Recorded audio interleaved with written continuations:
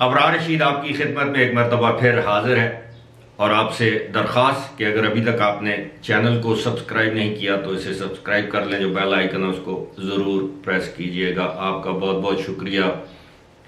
इश्क की लाजवाल दास्तानें आपने सुनी होंगी, करप्शन की दास्तानें भी आपने सुनी होंगी, लेकिन अब करप्शन की लाजवाल और ना ख़त्म होने वाली जो दास्तानों का सिलसिला शुरू हुआ है, यकीनन आपको यकीन नहीं आएगा, लेकिन आपको यकीन करना पड़ेगा।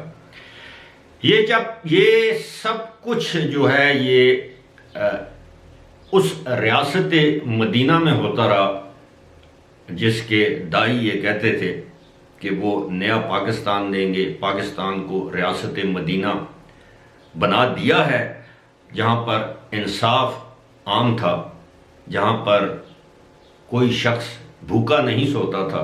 ये उस रियासत मदीना में करप्शन के होने वाले वाक़यात हैं। ये सिर्फ और सिर्फ एक कुंबे या एक ख़ानदान की कहानी है जो आज मैं आपकी खिदमत में पेश करूँगा। इसका क्रेडिट जाता है नामवर तहकीकाती जर्नलिस्ट फ़खर दुरानी को, जिनकी ये रिपोर्ट है। मैं मुख्तसरन, चूँकि अगर इसकी मैं एक एक डिटेल में गया तो ये वीडियो बहुत तवील हो जाएगी, लेकिन मैं कोशिश करूँगा कि मोटे मोटे जो नकात जो मैंने नोट किए हैं वो आपके सामने पेश करूँ। और ये कहानी है फ़रद शहज़ादी और फ़रा ख़ान, जो कि साबिक खातून अव्वल की फ्रंट लेडी के तौर पर काम कर रही थी, बल्कि ये पूरा का पूरा ख़ानदान एक फ्रंट का काम कर रहा था। अब यूँ समझ लीजिए बुशरा बीबी के फ्रंट के तौर पर जो लोग काम कर रहे थे। अब मैं इनका बैकग्राउंड भी आपको बताऊंगा, ये क्या थे और क्या बन गए। ये जनाब फ़रा ख़ान के बारे में आपके इल्म में है कि ये बुशरा बीबी की देरीना दोस्त हैं, यानी इनकी शादी बुशरा बीबी की और इमरान खान का जो निकाह है वो फ़रद शहज़ादी के घर में हुआ। अब मैं मुख्तसरन आपको ये बताता हूँ कि इन्होंने जो टैक्स एमनेस्टी स्कीम होती है, जिसमें आप हराम की दौलत को हलाल करार यानी हलाल में कन्वर्ट करवा देते हैं या काले धन को सफ़ेद बना देते हैं, ये मुख्तलिफ हुकूमतें ये एमनेस्टी की स्कीम देती हैं कि आप एक मखसूस टैक्स अदा करें और अपनी तमाम जो दौलत है जो आपने डिक्लेयर नहीं की हुई उसको सफ़ेद बना दें या वाइट मनी करार दें। इन्होंने जो एमनेस्टी की स्कीम आई थी 2019 में पीटीआई के दौरे हुकूमत में, तो एहसन जमील गुजर जो फ़रा का हस्बैंड है, शोहर है, उसने 2 करोड़ इसमें वाइट करवाए, जबकि जो फ़रा ने जो पैसा वाइट करवाया वो बनता है 32 करोड़ 87 लाख रुपया। ये काले धन से सफ़ेद किया गया इस एमनेस्टी स्कीम के तहत। अब यही नहीं, जो फ़रा की जो बहन है उसके आपको अगर बताऊं, उसका नाम है मुसरत। ये इस रिपोर्ट के मुताबिक उसके लाहौर में LDA में 15 रेजिडेंशियल फ्लैट है, ये रिहायशी रेजिडेंशियल प्लाट जिन्हें हम कहते हैं, रिहायशी प्लाट हैं, जो 5 मरला एक प्लाट है, तो ये 15 हैं। और लाहौर डेवलपमेंट अथॉरिटी के हदूद में है ये, जबकि 3 रिहायशी प्लाट हैं लाहौर डिफेंस में, जो कि 2 कनाल का एक प्लाट है, यानी 6 कनाल की ये हो गई। अब दिलचस्प बात यह है कि फ़रा ख़ान की बहन मुसरत ने 84 मिलियन, अब 8 करोड़ 40 लाख। अब मैं मिलियन में अगर बात करूंगा तो आप समझ सकते हैं कि 1 मिलियन में 10 लाख होता है, तो वो मेरे लिए भी आसान होगा, आपके लिए भी समझना सा। 84 मिलियन रुपए इसको फॉरेन रेमिटेंसेस में, तरसीलात ज़र में जो है वो इसको वसूल हुए, ये 2020 और 21 के दौरान। ये मुसरत को, जो फ़रा की बहन है, कितने 84 मिलियन 8 करोड़ 40 लाख रुपए इसको वसूल हुए, बावजूद इसके कि इसके जो डिक्लेयर्ड एसेट्स हैं जो इसने अपने असासे ज़ाहिर किए हों गोशवारों में, उसमें इसका बाहर के मुल्क में ना कोई जायदाद है, ना कोई कारोबार है, फिर न जाने ये बाहर से ये इतनी बड़ी मिकदार में या इतनी बड़ी अमाउंट में पैसे कैसे आए। खैर ये तो मोटी मोटी बातें हैं, जरा आगे देखिए जनाब, अरबों की कहानी है, अरबों की। और ये सिर्फ 2 साल की गेम है, ये सिर्फ 2 साल में ये अरबों की अमाउंट इकट्ठी की गई है। अब ये जनाब इस रिपोर्ट के मुताबिक चौधरी मोहम्मद इकबाल जो कि फरा के ससुर हैं और एहसन जमील गुजर के वालिद हैं। याद रहे कि ये गुजरांवाला से मुस्लिम लीग नून के रुकन सूबाई असम्बली भी हैं, जिन्होंने मुतअद्दिद मरतबा ये कहा कि मेरा फरा से और मेरा अपने बेटे से कोई ताल्लुक नहीं है, मैं फरा को अपनी या फरत शहजादी को मैं अपनी बहू नहीं मानता, उसको कभी तस्लीम नहीं किया, उनके किसी काम से मेरा कोई ताल्लुक नहीं है। लेकिन मौसूफ यानी चौधरी मोहम्मद इकबाल को 248 कनाल जो कि 31 एकड़ जगह ज़मीन बनती है, उनको हिबा की तोहफे में दी गई 2020 में उनके पोते की जानिब से। और इसकी कीमत बकौल चौधरी मोहम्मद इकबाल ये बनती है जनाब 10 मिलियन पर मरला, 1 करोड़ का एक मरला। तो कनाल में 20 मरले हुए तो 20 करोड़ रुपए की ये कनाल, ये इनको ये जायदाद जो है वो तोहफे में दी गई। बेटे से कोई ताल्लुक नहीं है, लेकिन पोते ने तोहफे में दी। और इनके मुताबिक जब मेरा पोता अमेरिका जा रहा था तो उसने कहा कि मेरे पास ये फालतू ज़मीन है तो आप ले लें, दादे को दे दी। अच्छा जी, एहसन जमील जो कि फरा का खावंद है, हस्बैंड है, उसने 2016, 17 और 18 में कोई टैक्स रिटर्न फाइल नहीं की। और 2020 में उसने जो अपनी जो एसेट्स या जो असासे या जो दौलत डिक्लेयर की, उसमें उसने 217 मिलियन यानी 21 करोड़ 70 लाख की अमाउंट उसने एसेट्स डिक्लेयर किए, जिसमें से 57 मिलियन यानी 5 करोड़ 70 लाख जो है वो बिजनेस कैपिटल यानी कारोबारी सरमाया था। जबकि 2000 जो इसके जो एसेट्स हैं वो बढ़ गए, अब यानी 2021 में वो इसके एसेट्स बढ़ के 248 यानी 248 मिलियन हो गए, यानी 24 करोड़ 80 लाख, और 70 मिलियन यानी 7 करोड़ इसका बिजनेस कैपिटल हो गया। अब दिलचस्प बात सुनिए, अब करना कोई काम नहीं है, कोई बिजनेस नहीं है। अब ये दिलचस्प यहां से कहानी शुरू होती है फरा खान की। फरा खान ने जनाब 2017 में 231 मिलियन जो रुपए या सरमाए की ये मालिक थी ये खातून, जो कि 23 करोड़ 10 लाख रुपए बनते हैं। जबकि 2021 में इनके असासों की तादाद हो गई, इनके सरमाए की तादाद होगी 931 मिलियन, जो कि बनता है 97 करोड़ 10 लाख रुपए, 1 अरब के करीब आप समझ लें। इसी तरह ये अभी आगे आगे देखें, फरा खान का एक भाई भी है, मैंने कहा ना कुंबा पूरा टब्बर, शफीक खान जनाब, इसको जी ये फरा का भाई है, इसको जनाब 50 मिलियन जो है वो Ehsan Jameel had gifted ₹50 million to his wife Farah Khan. अच्छा जनाब, उसने अपने बेगम को फरा खान को 5 करोड़ रुपए गिफ्ट किए और 14 करोड़ 50 लाख रुपए कर्ज दिया, अपनी बीवी को उधार दिया घर में ही। अच्छा जनाब, ये घर में कारोबार चल रहा है। अच्छा जी, फिर जी 195 मिलियन 19 करोड़ 50 लाख ये जो गिफ्ट दिया गया, तोहफा दिया गया और कर्ज दिया गया, इसका सोर्स नहीं पता ये कहाँ से आया है। कोई बारिश हुई है इनके घर पे, कोई रात को बोरियां फेंक के चला गया है, कहीं से लॉटरी निकली है, ये नहीं मगर।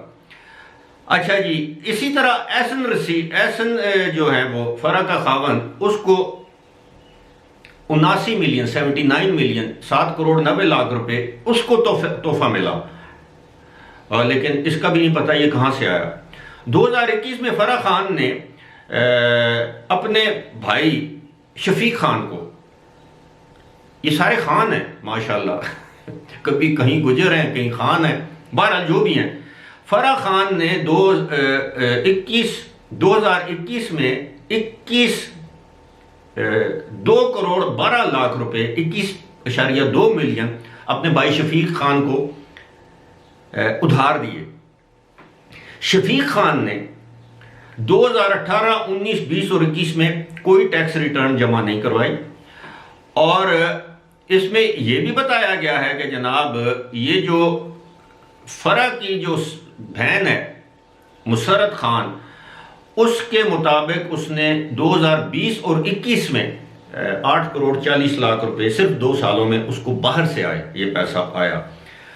और इसमें और बहुत सी चीज़ें हैं। जब ये पूछा गया मुसरत से तो उसने कहा जी हमारे सारे असासे सबके सामने हैं, हमने कुछ भी नहीं छुपाया हुआ।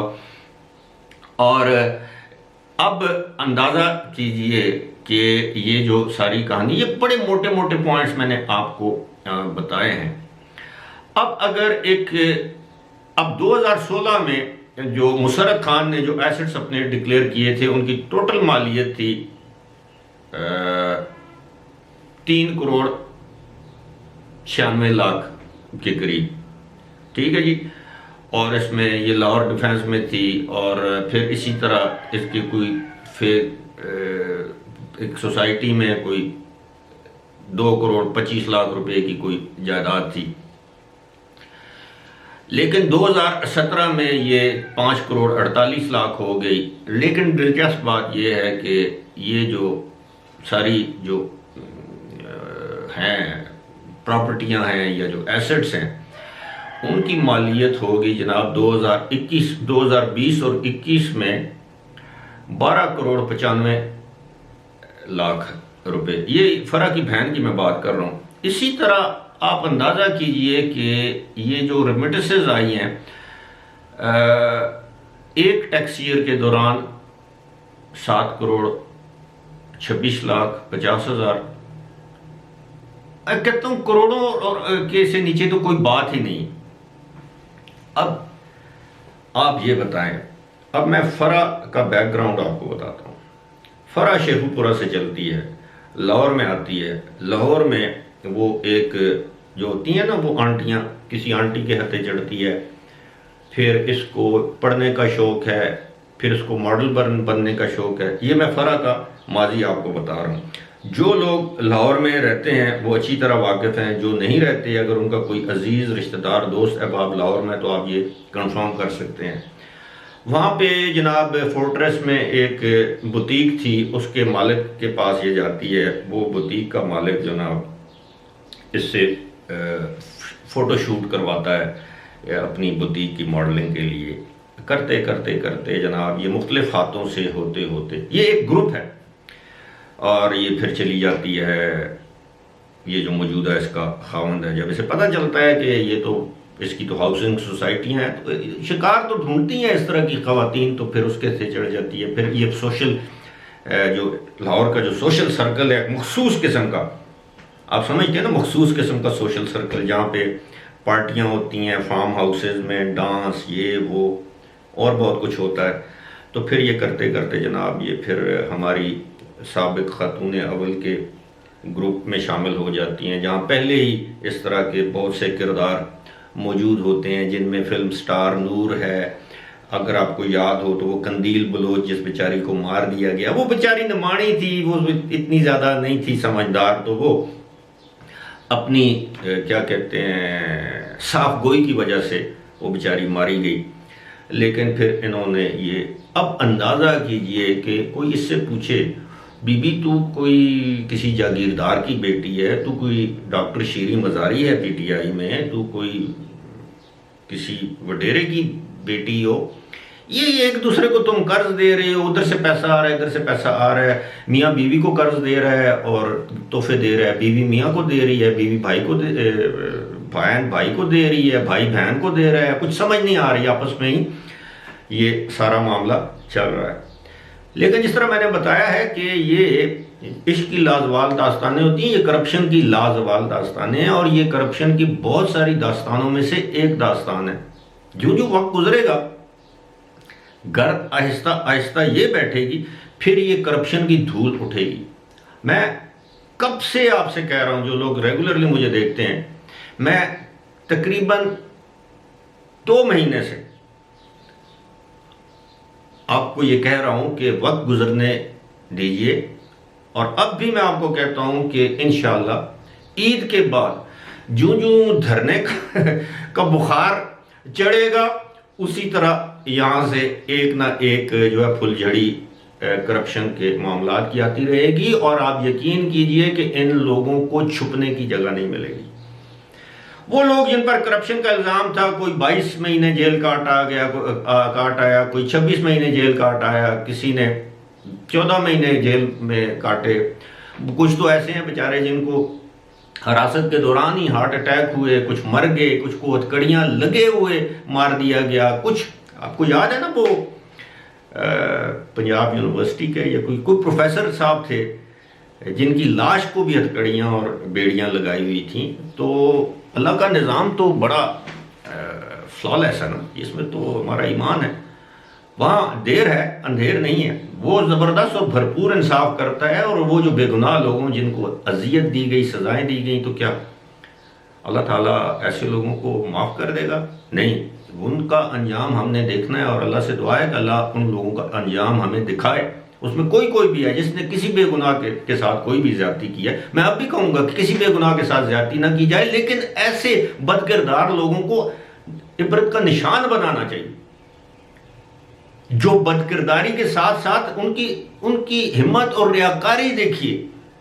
हाथों में तस्बीह होती है, तस्बीह रोल रहे होते नशे में, होश नहीं होती, और महफिल मिलाद मुनक्कद हो रही है, पता नहीं सूफी नाइट्स मनाई जा रही हैं, और कोई अपने होशोवास में नहीं होता। और बस और क्या कुछ नहीं होता। मैंने आपको बताया है ना, लाहौर में जो लोग रहते हैं, जो सोशल, जिन लोगों का सर्कल, जो इस तरह के तमाश के लोगों को जानते हैं, वो मेरी इस बात की तायीद करेंगे कि इन लोगों का किरदार क्या है, और फिर कैसे ये लोग हमारे हुक्मरान ख़ानदान के करीब हुए, कैसे उनको इस्तेमाल किया, कैसे अरबों रुपए की दौलत बनाई और गायब हो गए। लेकिन जिस तरह मैंने कहा है, अल्लाह के हाथ देर है, अंधेर नहीं है। जल्द इंशाअल्लाह ये लोग एहतसाब के शिकंजे में आएंगे। फिलहाल मुझे दीजिए इजाज़त। खुदा हाफिज़।